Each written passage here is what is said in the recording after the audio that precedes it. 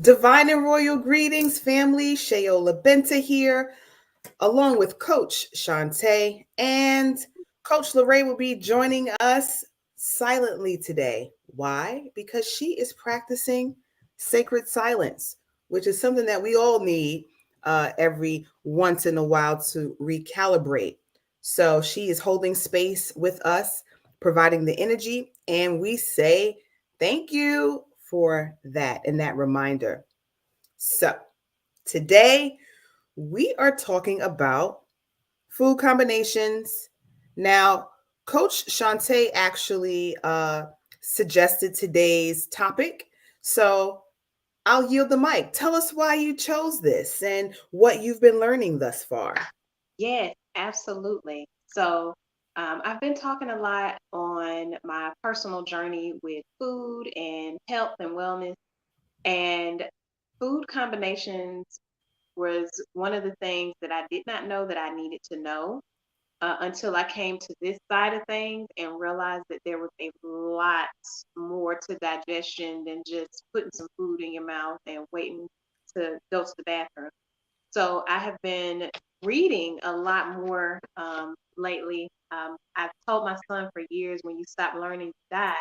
And I'm finally, actively day by day on a path of being open to learning more and Mm. so this is a book that I have been reading, and this book is absolutely amazing. I have gotten to chapter 5, and my brain is just yes, it's been such a rewarding experience. But one of the things that the book talks about that really got me to thinking more deeply about food combinations is stomach acid. So our Mm. stomach is an acidic space, but everything that we eat does not require the same type of acid. So food combination comes in to allow our bodies to have an optimal digestive experience. And that was such a beautiful thing to finally be able to say, okay, this is exactly what it is, and combine that with the knowledge learned from Queen Afua through the Emerald Green Holistic Practitioner training, as well as within the Heal Thyself tech, and just putting that information together has really helped me to see it from a whole perspective and not, one side of a thing versus another. So that's what really got me excited about this particular subject today. Okay. Well, that definitely is a vibe because, like you said, it's so much more than just putting some food in your mouth. I mean, knowing that the stomach itself, is an acidic place, we add more acidity to it by, some of the things that we eat. So, of course, if you add more of a thing, then it will put you out of balance. So we may see, some people say, well, I'm gearing towards an alkaline diet, or I'm gearing towards a plant-based diet, or what have you. And I won't say that they're interchangeable, or maybe they are. Maybe they are. But what was one of I'm going to tell you one of the things that really when I first went through training, it was a shock for me to learn, like, oh, that's not a good food combination, but I love it. Did you have any of those moments? Not really. It was just not that I can think of in this moment. That's what I'll say. Okay. The biggest takeaway for me was just that, oh my God, I actually can improve my health even more than I thought I could just by combining my foods correctly. Because that Mm. had been some of the most difficult information for me to find, is like how to pair food and when to eat the foods, and because that was my eating late at night or eating like spaghetti for breakfast. Like those were the things that I was doing. So Okay. that right there Was has it been, cold spaghetti? oh no ma'am, no Okay. ma'am. I was doing the whole meal situation, but it was Okay. Okay. spaghetti often. Okay. Okay.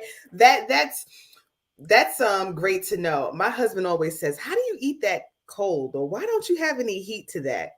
You'll be amazed at the stuff My eating habits are definitely different, but I don't I really need a get it. whole lot of heat. Sometimes that cold flavor hits a little different. It does. It does. A little twang on it. A little twang Mhm. on it. But one of the things that I was definitely shocked to learn was not a great food combination, although it tastes great together, is rice and peas or rice and beans. What? I never What? thought about that. Now, of course, for me personally, one side of the family is from the West Indies, the other side of the family is from the South. Both get busy with Yeah. rice and peas or rice and beans, depending on, where you're from. Yeah. But, both of those things are inflaming. So when you put them together, it's like a double dose of it. Now, I'm Mm. not going to say I don't eat it at all. I mean, I don't oftentimes make it, but if I'm out, I may, order it depending on what kind of rice it is. But that was like a wow, but it makes so much sense. You Yeah. know what also isn't a great food combination? What? Fruits and vegetables. Oh yeah. Yeah. And we would be amazed, right? Especially when it comes down to like juicing and Hmm. smoothies. People definitely I was a culprit. One of my favorites was strawberry banana and kale Oh until yeah. I learned that none of those things should be added together. Not the strawberries and the bananas, not the strawberry bananas and the kale.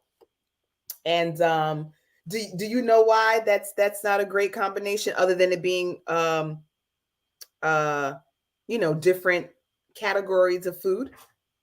As far as I know, it's just the amount of acid that's needed for each, and then I think maybe the amount of sugar that's in the strawberries versus the bananas versus the kale, Hmm. and how that affects digestion as well. Well, definitely that, right? So they metabolize at different rates. So, one may be breaking on down and the other one is kind of like a slow breakdown. So that causes indigestion and, inflammation, maybe some bloat and things to that nature. Now, I have seen people who now I have done it since learning it, but I strive not to do berries and bananas together too often. But I definitely am not a fan of like the berries, bananas, and the kale. So I did cut that part out. But I see that they even have it already prepackaged, those things together. Those So can be smoothies and things for the people who are starting their health journey. And this is a plug. mm, This particular type of knowledge is why it is so beneficial to work with a holistic practitioner on your journey, mm, because there are a lot of things that are marketed and packaged as health foods that are not healthy for your body. For right. example, the prepackaged smoothie bowls and smoothie mixes. There's a bunch of fruit that does not go together, berries that don't go with other stuff, and they just put these things together because it tastes good or it has label appeal, but it's not necessarily the best thing for your body to ingest and break down. Oh, and Lorraine said that one really threw her off too. The rice and peas or the kale, banana, and strawberry. Rice. Because yeah, Yeah. but if you're interested in working with a professional that can help you combine your foods properly, the Emerald Green Collective has 9 different practitioners. We all have a deep knowledge of this particular aspect of things, and we each have our own specialties as well. So come on in the room and get this healing, because it is, as Shayola says, it is real in the field. It really is. It really is. I know that I'm not on the right page, but a couple of days ago, or maybe even yesterday, well, whenever, sometime this week, I posted a meal, and then a part of it was that your heaviest meal should be consumed right uh, at the peak of the day, right? So I just want to read a little bit of where I got that knowledge from. So we are pulling from this. So combinations aside, right? There still are times of the days, and even in which we should be eating Mhm. those foods. So we go into sun apex. By midday, lunchtime, the sun is at its strongest point, and so are we. Naturally, nutrients will be digested more easily during this time. As a result, we should consume our heaviest meal during this time span. You can use the remainder of the day to exercise as a digestive aid for this midday meal. Such exercise should include walking or running for the bus, running up the stairs, and reaching or pulling with the arms. Exercise helps the body to quicken its pace in the action of digestion, assimilation, and and finally, elimination. Your body can have foods such as protein, beans, peas, lentils, baked fish, nuts, complex carbohydrates, starch or starches, steamed vegetables, or raw salad. Study the food combination chart provided later for the greatest digestion of your food.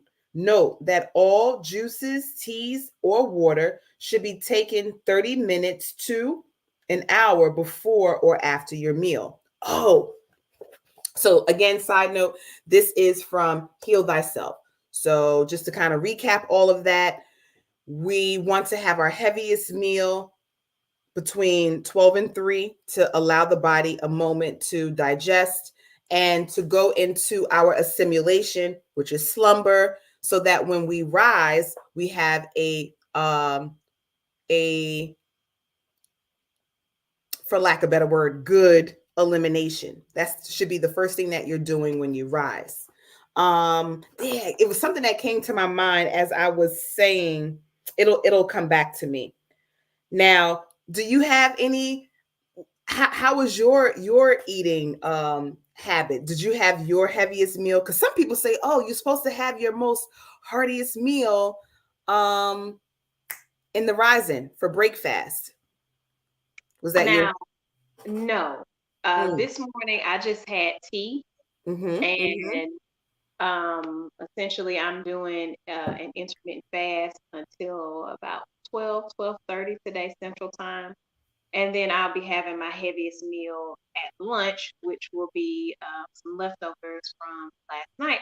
Made Mm-hmm. some pasta with green beans and side salad, and I made my own dressing with some basil that I picked from my front yard, and then I had tomatoes that I picked from the backyard and some salad. So I'm excited about lunch because I get to eat some of the things that I've grown, and that makes me excited. So I'm gonna be eating my heaviest meal once this broadcast is complete, and also because I have other things that I need to get done, so I won't be eating a heavy meal and then sitting down. I'll be eating my heavy meal and continuing to move a bit and take care of the things that I need to do.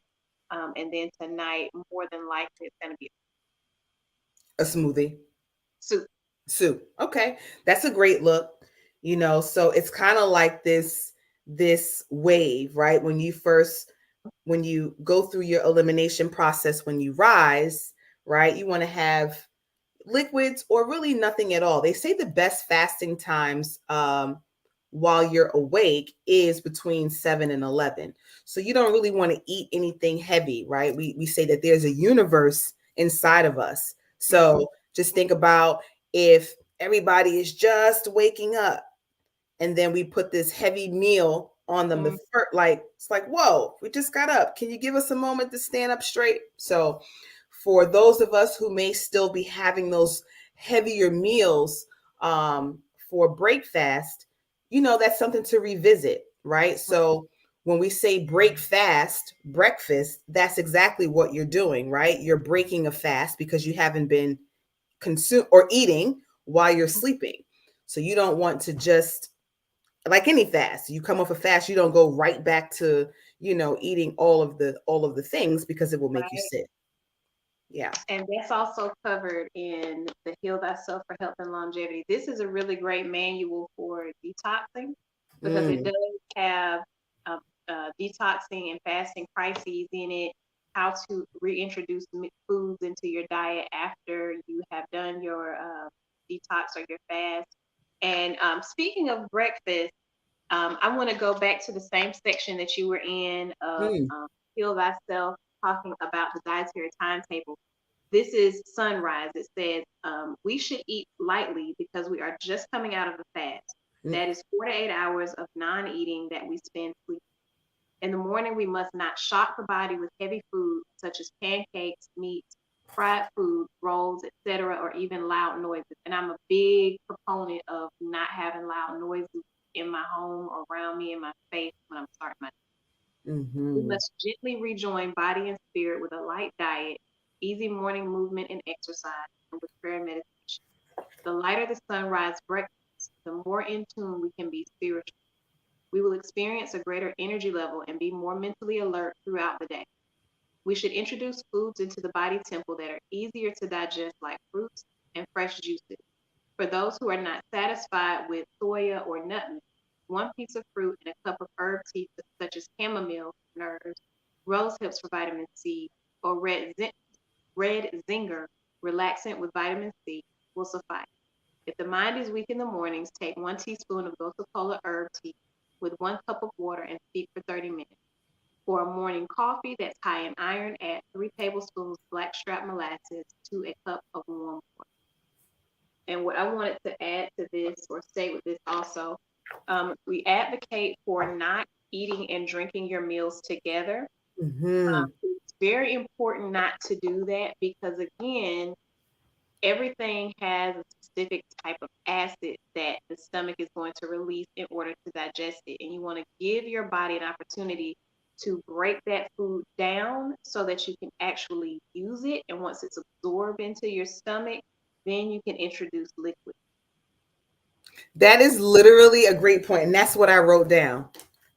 I wrote down eat and drink because that was a thing that I forgot. So a not so great combination is legit to eat and drink because some of us eat, drink, watch TV, scroll, all the things while we All at once. are all at once, right? Which really it really doesn't do the body, the mind, or the spirit No. any real justice because we aren't being intentional about taking it in. So thank you for that because that was the point that I wanted to make. So you either drink and then Mm-hmm. eat and then drink, and if you could do it in silence or low key, that'd be great.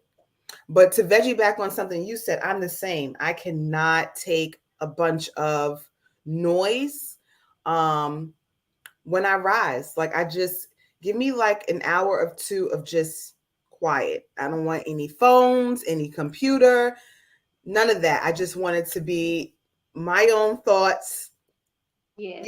getting myself acclimated before I go and, take on, you know, the World Wide Web and all those things. Right. Mhm, Right. mhm, And mhm, just mhm. to segue into um, this book, because like I said, this book is like I love this book. I'm so grateful that I saw the book and was like, oh, that looks interesting, and finally invested in it because this book right here is like a holy grail of knowledge. And I Mm, want to segue into this book because why does all of this matter? Like, we can talk about things and it can be woo woo for a lot of people, like, oh, that doesn't really matter. I don't have any issues with that, blah, blah, blah. But when you take a step back and you actually look at the science behind why a certain thing works the way that it does or why it doesn't work, that makes it make a lot more sense. So, what happens when, especially for those of us who are still eating a flesh food diet, who are mm, still eating, dairy and eggs and all of those things? Why does it matter?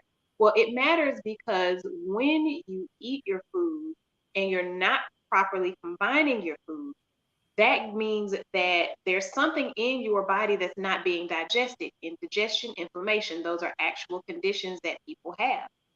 Why mm. does it matter? Well, it matters simply because of what I'm about to read to you in this Education Over Medication. And it Well, says, before you tell us that, who wrote that book?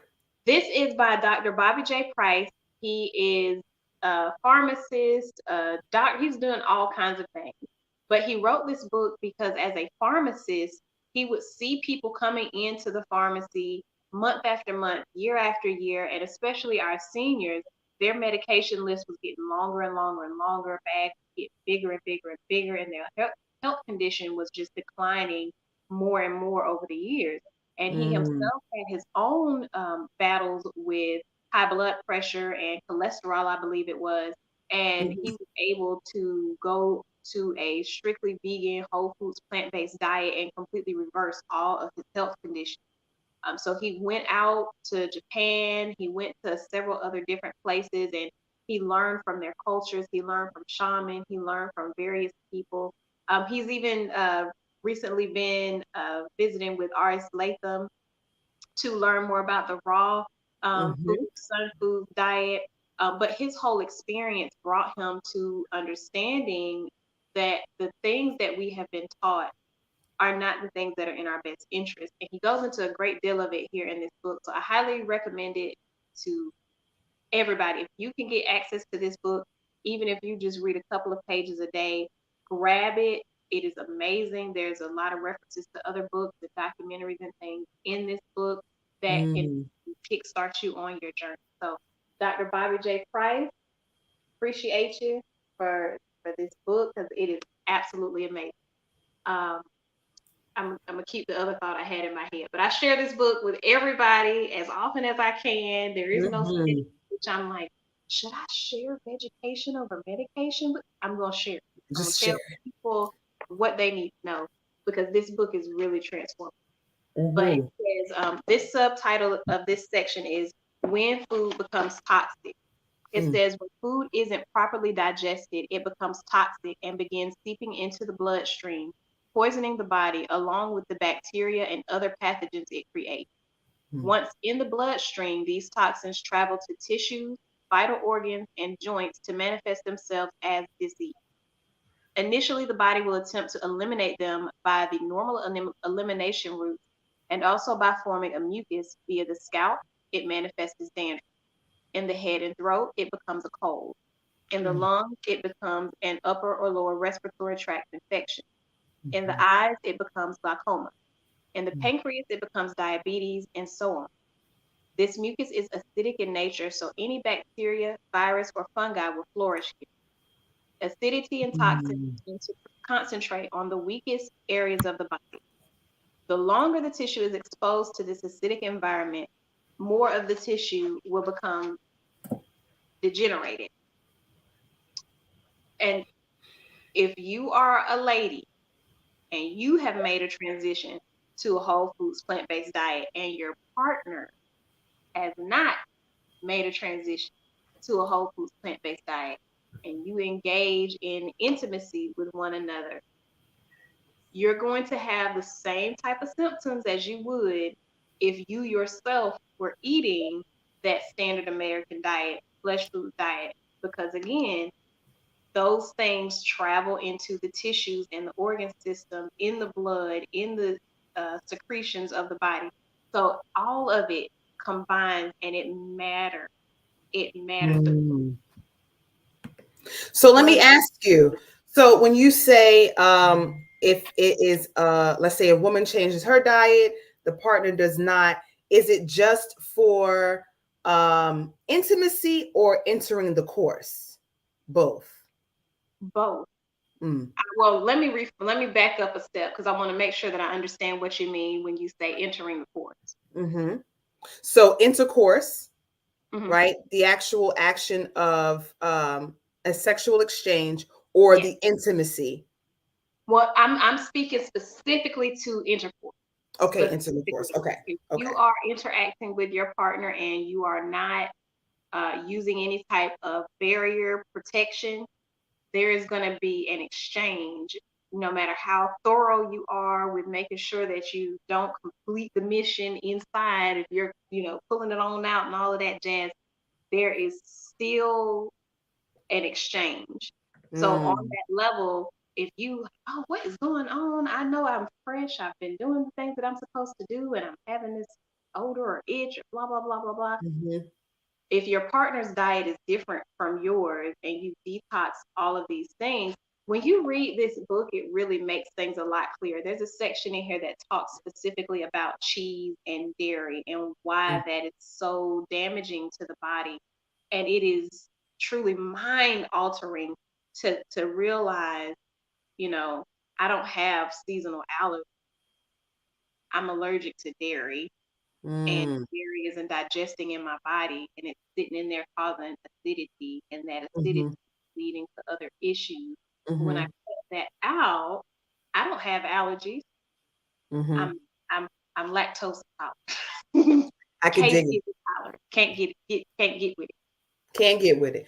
Well, one of the things I want to clarify is it's really for both. So even if you are, a male who has changed his diet, but your female partner has not, you entering the course, it will be the same way. It's like, placing yourself in, a not so healthy, like a plug, like you're still getting that secretion and energy and dot dot dot. So either way it goes, if you've changed yours and your partner has not, you definitely are susceptible to whatever it is that they may have going on. So it's important. People ask all the time, like, is it a deal breaker, or if I clean out and my partner doesn't, does that mean that I'm forever, dot dot dot? I mean, you yeah. Yeah. Decision has to be made, A and decision has to be made. And that's that fine line. And some people, like, I had a friend who she suffered from vaginitis often, right? And it's just like, well, I'm eating, I'm doing my thing, but you constantly got to go to the doctor to get that antibacterial, anti-life, to nullify whatever is being injected into you from a partner who has, may not changed his patterns or has not so great food combination. But I want to pause here for a moment because I see that Coach Am has come into the building as well. Greetings. Hey there, beautiful. How you doing? Greetings. I'm doing wonderful. How are you, ladies? Better than great. Thank you for coming in all the way from Costa Rica to be with your sacred family here. We appreciate you so very much. So, any comments about food combinations, anything that you may have experienced or witnessed in your life or in your practice? Yes. So, give thanks for holding space, and definitely glad and grateful to be able to connect with you, beautiful ladies. First off, shout out to Dr. Bobby Price. Word. See, now I got to get the book. It's I got what to you get the book do. now. You absolutely do, because it made it from Atlanta all the way to Costa Rica with me. It is golden. I love so many of the points that Coach Shante was pointing out, like as it relates to dairy. One of the chapters in the book that resonated with me so much whenever I first got introduced to Dr. Price, I even was a student through his detox program a few years ago. And it was during the time that I was still working in healthcare. And he has a chapter in here that speaks specifically about the US not having healthcare. They have sick care. And it was during that time Hold on as for a second. They well. got what now? What is We it? got the US does not have healthcare, it's sick care. Mm. And I had that unique experience, the ability. I worked within the system, and so I had exposure to it in ways that many do not. And it was also while I was on my own holistic journey and shifting my own lifestyle, and was seeing things that just didn't make sense. It didn't resonate because holistically I was moving a certain way, but I was still seeing something different in the in the medical healthcare system in the States. It's also one of many reasons why my husband and I made the decision to leave the States because it just did not align. But one thing that was interesting that you all were speaking about was the eating and drinking. And it took me back to a conversation that my husband and I had. This was before he and I were married, though. We were dating. And I noticed he was one of those people who would not eat and drink together at the same time. And for him at the time, it was programming from being younger. And you know how grandma and mom, you're going to eat your food first, and then you'll get your drink. And then you'll get your drink, right? Meanwhile, I'm over here. I'm going back and forth. You know, I didn't have the knowledge, nor did I have that experience. You know, I wasn't, and not to say that this was who my husband was, but I just definitely wasn't one of those kids who would drink all of my drink and not eat any of my food. You know, I was exposed to everything, you know, so many different foods as a child. And I'm so grateful to my parents because there was a lot of things I didn't like, and it was always eat a spoonful. When you eat the spoonful, you're good. That's how they exposed us and introduced us to a broad array of, especially fruits and vegetables, because those are the things you don't usually have to persuade children to eat meat. I did grow up eating meat. That's not the thing. It's the vegetables that you usually have to persuade children to eat. And so I'm grateful that my parents were very diligent. And for my brother and I, it was always eat a spoonful. And then, you know, as we got older, it was more than a spoonful, but it got to the point to where our palates adjusted. And then so many of those things that we didn't like as children, we eat as adults because of that exposure. So I'm very grateful for that. But yeah, then fast forward to being a little more advanced on my lifestyle shift, if you will, my holistic journey, my plant-based journey, and learning more about the fact that your body, it does not adjust well to eating and drinking at the same time. And so what I once kind of picked at my husband for, you know, just that you doing what you did as a child, you know what I mean, was actually so beneficial. And it, you know, it was, I learned something. So that was eye-opening. And when you mentioned it, it just took me back to that funny situation with us when we were dating and realizing that, you know, actually grandma and mom were onto something there. So props to them. Per usual. Props usual. to grandma and mom and the moms that came before them, because they knew. They definitely knew. Yeah. Well, we are rounding down on our half hour. So I just wanted to check in with Coach Lorraine to see if she wanted to type something in. And again, just shout out to her for coming in, holding space, and practicing in our world Tahuti, which is sacred word. And that allows us the opportunity to be mindful of, again, what we speak. And when you are more quiet, you're able to hear more. So, you know, we definitely encourage you to take some time, maybe just be quiet for 30 minutes, say nothing to no one, no typing, in this case, Lorraine type, no typing, no nothing. It's just you and your thoughts. She said, I still mix my fruits and veggies in my smoothies though. Now, one thing about Coach Lorraine, she gonna do what she want to do. Coach Lorraine is gonna Coach Lorraine. And I love it. I love it. She's gonna do it how she want to do it. You know, no ifs, ands, buts about it. And you're right, Coach Ann. We love her for that. So, you know, if you are, there is, and we will post this on our IG page. We're getting that all together. But there's a food combination chart. A fruits and vegetable combination chart.